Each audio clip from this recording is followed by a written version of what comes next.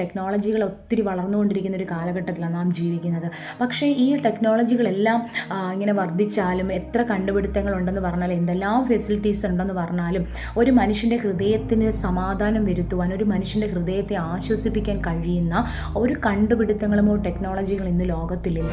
എന്നാൽ ഇരുൾ അടഞ്ഞ വഴികളിൽ തിരുനാളമാകുവാൻ ഇന്നത്തെ ചിന്ത. Praise Lord. എക്സൽ മീഡിയ ഇന്നത്തെ ചിന്തയിലേക്ക് എല്ലാ പ്രിയമുള്ളവർക്കും സ്വാഗതം. ഇന്നത്തെ ചിന്താവിഷയം എന്ന് പറയുന്നത് 1 തിമോഥെയോസ് എഴുതിയ ലേഖനം 1-ാം അധ്യായമാണ്. അതിനകത്ത് പറയുന്ന 1-ാമത്തെ തിരുവചനം ഇങ്ങനെയാണ്: നമ്മുടെ രക്ഷതാവായ ദൈവത്തിൻ്റെയും നമ്മുടെ പ്രത്യാശയായ ക്രിസ്തുയേശുവിൻ്റെ കൽപ്പന പ്രകാരം. അപ്പോൾ ഞാനിവിടെ പറയാൻ ഉദ്ദേശിക്കുന്ന കാര്യം, നമ്മുടെ പ്രത്യാശയായ കർത്താവായ യേശു ക്രിസ്തു. നോക്കൂ, ലോകത്തിലേക്ക് നാം നോക്കുന്ന സമയത്ത് ലോകത്തിൽ ഒരു മനുഷ്യനും പ്രത്യാശ എന്ന് പറയുന്ന സംഭവം ഇല്ലാതിരിക്കുക. നോക്കി, അങ്ങനെ ഇരിക്കുന്ന സാഹചര്യത്തിൽ ഒരു വിശ്വാസിക്ക് പ്രത്യാശ നൽകുന്ന ഏക മാർഗം എന്ന് പറയുന്നത് കർത്താവായ യേശു ക്രിസ്തു മാത്രമാണ്. കൊലോസി ലേഖനത്തിൽ പറയുന്നു, മഹത്വത്തിൻ്റെ പ്രത്യാശയായി ക്രിസ്തു നിങ്ങളിൽ ഇരിക്കുന്നു. ആമേൻ. അപ്പോൾ മഹത്വത്തിൻ്റെ പ്രത്യാശയായി ക്രിസ്തു നമ്മളിൽ ഉണ്ടെങ്കിൽ ഒരു ദൈവ പൈതലിനെ സംബന്ധിച്ച് എന്തെല്ലാം വിഷയങ്ങളിൽ കൂടെ കടന്നു പോകേണ്ടി വന്നാലും ആ വ്യക്തി തളർന്നു പോകത്തില്ല. കാരണം എന്തെന്ന് ചോദിച്ചാൽ, മഹത്വത്തിൻ്റെ പ്രത്യാശയെ ക്രിസ്തു നമ്മുടെ ഉള്ളിൽ, അല്ലെങ്കിൽ ആ വ്യക്തിയുടെ ഉള്ളിൽ, ഒരു വിശ്വാസിയുടെ അകത്തിരിക്കുന്നിടത്തോളം കാലം ആ വ്യക്തി തകർന്നു പോകാൻ ഇടയാകത്തില്ല. ഇത് ഒത്തിരി നിരവധി തെളിവുകൾ വിശുദ്ധ ബൈബിളിൽ നമുക്ക് പറയുവാനായിട്ട് കഴിയും. ഉൽപ്പത്തി പുസ്തകം മുതൽ വെളിപ്പാട് പുസ്തകം അവസാനിക്കുന്നത് വരെ ഈ ദൈവത്തിലുള്ള പ്രത്യാശയെക്കുറിച്ച് ഭക്തന്മാർ എഴുതി വെച്ചിട്ടുണ്ട്. അവരുടെ തകർന്നു പോകുന്നുവെന്ന് തോന്നുന്ന സാഹചര്യത്തിൽ നമ്മുടെ പിതാക്കന്മാരൊക്കെ അനുഭവിച്ച കഷ്ടതയും ആ കഠിനമേറിയ ശോധനയിൽ കൂടി അവരെ കടന്നു പോകുന്ന സമയങ്ങളിലൊക്കെയും ഈ ക്രിസ്തു, മഹത്വത്തിൻ്റെ പ്രത്യാശയെ ക്രിസ്തു അവരുടെ ഉള്ളത്തിലിരിക്കുന്നു എന്നുള്ള ഉറപ്പാണ് അവരെ ജീവിതത്തിലേക്ക് പിന്നെയും ഓടുവാൻ ഇടയാക്കി തീർത്തത്. ഇന്ന് നമ്മൾ ലോകത്തിലേക്ക് നോക്കിക്കഴിഞ്ഞാൽ എല്ലായിടവും എല്ലാ മനുഷ്യനും സമാധാനമില്ലാതെ പ്രശ്നങ്ങളുടെ നടുവിൽ സങ്കീർണമായി ഇങ്ങനെ പൊയ്ക്കൊണ്ടിരിക്കുകയാണ്. എന്നാൽ അതിൻ്റെ നടുവിൽ ഒരു ദൈവ പൈതലിൻ്റെ പ്രത്യാശ എന്ന് പറയുന്നത് ക്രിസ്തുവാണ്. ഹല്ലേലൂയ. അതുകൊണ്ടാണ് സങ്കീർത്തനത്തിലൊക്കെ എഴുതി വെച്ചിരിക്കുന്നത്, സങ്കീർത്തന പുസ്തകത്തിലൊക്കെ ഉടനീളം ഭക്തന്മാർ എഴുതി വെച്ചത്, കർത്താവായ യേശു ക്രിസ്തുവിൽ പ്രത്യാശ വയ്ക്കാൻ നിൻ്റെ ഹൃദയം ഉറച്ചിരിക്കട്ടെ. അതെ, നമുക്ക് പ്രത്യാശ വയ്ക്കാൻ കഴിയുന്ന ഒരിടമെന്ന് പറയുന്നത് കർത്താവിൻ്റെ സന്നിധിയാണ്. ഹല്ലേലൂയ. നോക്കൂ, ഈ ലോകത്തിൽ ആരെല്ലാം നമ്മളെ മാറ്റിക്കളഞ്ഞാലും, ആരെല്ലാം നമ്മളെ വിട്ടു പോയാലും, ആമേൻ, എന്തെല്ലാം റിജക്ഷൻ നമ്മൾ അനുഭവിച്ചെന്ന് പറഞ്ഞാലും, ആമേൻ, ക്രിസ്തു ഉള്ള ഒരു വ്യക്തി തളർന്നു പോകത്തില്ല. കാരണം എന്താണെന്ന് ചോദിച്ചാൽ, ആ വ്യക്തിയെ മുന്നോട്ട് നയിക്കുന്ന ഒരു പ്രത്യാശ എന്ന് പറയുന്നത് കർത്താവായ യേശു ക്രിസ്തുവാണ്.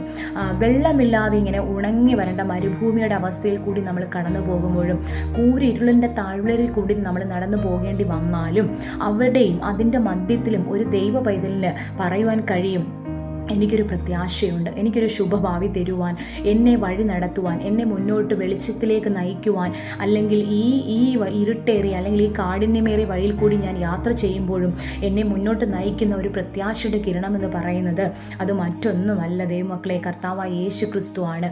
അതുകൊണ്ട് ഇന്ന് ഈ സമയത്ത് എന്നെ കേൾക്കുന്ന ആരെങ്കിലും കർത്താവായ യേശു ക്രിസ്തു, ആ ക്രിസ്തുവിൻ്റെ പ്രത്യാശ നിങ്ങളുടെ ഹൃദയത്തിനകത്ത് വന്നിട്ടില്ല എങ്കിൽ നിശ്ചയമായിട്ടും ഞാൻ വിശുദ്ധ തിരുവെഴുത്തുകൾ വായിക്കുമ്പോൾ ആ തിരുവെഴുത്തുകൾ വിശ്വസിക്കാൻ തയ്യാറാകുന്ന ഒരു വ്യക്തിയുടെ ഹൃദയത്തിനകത്തേക്ക് ഈ ക്രിസ്തുവിൻ്റെ പ്രത്യാശ അകത്തേക്ക് പ്രവേശിക്കുകയും ആ വ്യക്തിക്ക് ജീവിതത്തിൽ പുതിയ അനുഭവങ്ങൾ, അല്ലെങ്കിൽ എല്ലാം തകർന്നു എന്ന് തോന്നുന്ന സമയത്ത് യേശുക്രിസ്തുവിൻ്റെ സ്നേഹം, യേശുക്രിസ്തുവിൻ്റെ ഈ മഹത്വം ഒരു വ്യക്തിയുടെ അകത്തേക്ക് കയറുമ്പോൾ, യേശുക്രിസ്തുവിൻ്റെ വെളിച്ചം ഒരു മനുഷ്യൻ്റെ ഹൃദയത്തിനകത്തേക്ക് കയറുമ്പോൾ ജീവിതത്തിൽ പുതിയ പ്രത്യാശ നൽകി, പുതിയ പ്രതീക്ഷകൾ നൽകി ആ വ്യക്തി എന്ത് ചെയ്യുന്നു എന്ന് ചോദിച്ചാൽ, ഈ പ്രതിസന്ധികളെ അതിജീവിച്ച് മുന്നോട്ട് പോകുവാൻ അവനെ സഹായിക്കുന്ന ഒരു ഘടകമെന്ന് പറയുന്നത് അത് മറ്റൊന്നുമല്ല, കർത്താവായ യേശുക്രിസ്തുവിൻ്റെ ആ ഒരു പ്രതീക്ഷയും സ്നേഹവും യേശുക്രിസ്തുവിൻ്റെ പ്രത്യാശയുമാണ്. അതുകൊണ്ട് നമുക്കറിയാം, ഇന്ന് ലോകത്തിൽ ടെക്നോളജികൾ ഒത്തിരി വളർന്നുകൊണ്ടിരിക്കുന്ന ഒരു കാലഘട്ടത്തിലാണ് നാം ജീവിക്കുന്നത്. പക്ഷേ ഈ ടെക്നോളജികളെല്ലാം ഇങ്ങനെ വർദ്ധിച്ചാലും, എത്ര കണ്ടുപിടുത്തങ്ങളുണ്ടെന്ന് പറഞ്ഞാലും, എന്തെല്ലാം ഫെസിലിറ്റീസ് ഉണ്ടെന്ന് പറഞ്ഞാലും, ഒരു മനുഷ്യൻ്റെ ഹൃദയത്തിന് സമാധാനം വരുത്തുവാൻ, ഒരു മനുഷ്യൻ്റെ ഹൃദയത്തെ ആശ്വസിപ്പിക്കാൻ കഴിയുന്ന ഒരു കണ്ടുപിടുത്തങ്ങളുമോ ടെക്നോളജികൾ ഇന്ന് ലോകത്തിലില്ല. എന്നാൽ ഹല്ലേലൂയ, ഏത് വഴിയിൽ കിടക്കുന്ന വ്യക്തിയെയും അവൻ്റെ ഹൃദയത്തിനകത്ത് യേശു ക്രിസ്തുവാകുന്ന പ്രത്യാശയുടെ കിരണം ഉദിച്ചു കഴിയുമ്പോൾ ആ വ്യക്തി ചാടി എഴുന്നേറ്റ് നടക്കുവാൻ ഇടയായിത്തീരും. ആമേൻ. ഒരു വ്യക്തിയുടെ ഹൃദയത്തിനകത്ത് പ്രത്യാശ നൽകുവാൻ പര്യാപ്തമായ ഒന്നുണ്ടെങ്കിൽ അത് കർത്താവായ യേശു ക്രിസ്തുവിനെ കുറിച്ചുള്ള സദ്വർത്തമാനം മാത്രമാണ്. കർത്താവായ യേശു ക്രിസ്തുവിൻ്റെ സ്നേഹമാണ് ആ ഒരു വ്യക്തിയുടെ ഹൃദയത്തിനകത്ത് പ്രത്യാശ നൽകുന്നത്.